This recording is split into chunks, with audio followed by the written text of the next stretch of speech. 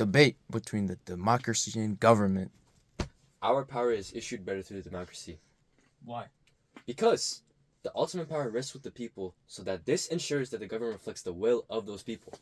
Actually, no. I think a republic is better because power is usually distributed among different branches of government so that there's a balance and it can prevent a single entity from having too much power.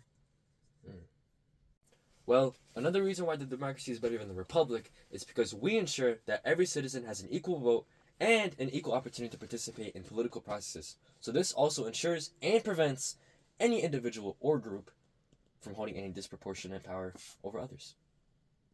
Let's hear it from you. Well, in a republic, the people vote for an elected body, usually Congress or Parliament, and that body represents the citizens and they draft and govern the laws for our country. Okay. And that is the end of the debate. Now we're moving on to the roots of government. Let's see what this guy says about the U.S. government. Sir. Can I get a name, please? You could call me Hobbs. Hobbs, sir. Do you prefer safety or freedom for a country? I prefer safety in a country because humans are violent and savage creatures. Oh, wow. So what kind of ideal government would you put for the country? I think an absolute monarchy would be best because with that complete authority, nobody can challenge it or overthrow it. I see, sir. Thank you for your time. That guy wanted an absolute monarchy. Let's see what this guy says. Excuse me, sir. Oh, sorry. Didn't mean to wake you up, sir. Can I get a name, please? John Locke. John Locke, sir.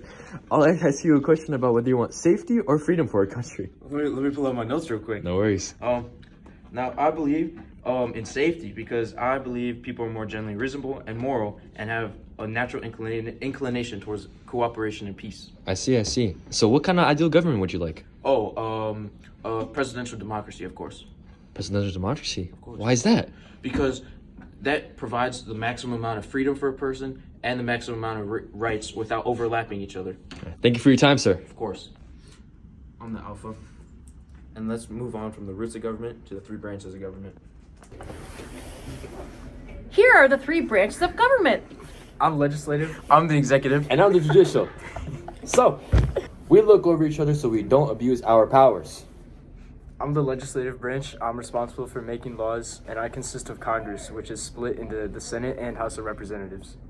Executive branch here, also known as the President of the United States. I'm responsible for enforcing laws, managing national defense, conducting foreign policy, and overseeing federal agencies.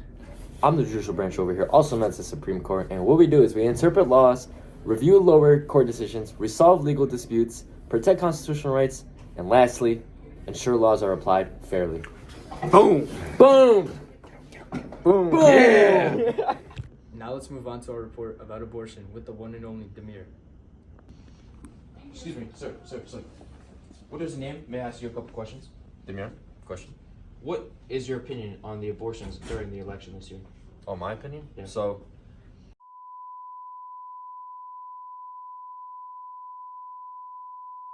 no? Seen in the news. Let's see if they posted my interview. What? They put out what I said. Gatekeeping bias right there for you. They over here. After they bashed my interview, let's move on to the recap. To recap comparative government, the two significant ones to the U.S. are the democracy and the republic, where the democracy is where the power is given in the hands of the people and they have the right to participate in decision-making processes like choosing leaders and different policies. Where the republic is where there is a head of a state that is elected instead of inherited, and the power is held by elected officials and representatives of the people. And these two are significant from Hobbes and Locke's arguments that were said earlier. Moving on to the roots of government, which was the argument of John Locke and Thomas Hobbes, where Locke was arguing over freedom over protection, and Hobbes was arguing for protection over rights. Now, the founding fathers decided on the presidential democracy, which was John Locke's idea, where it maximizes freedom and protection without overlapping each other.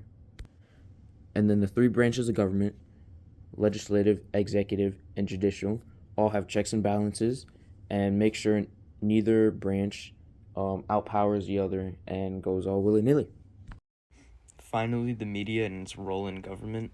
The media provides the news and information about current topics, and in the past it used to be a lot better, showing both sides of things, but now there's a lot of bias, and it usually focuses on one side, such as the far right or the far left or anywhere in between.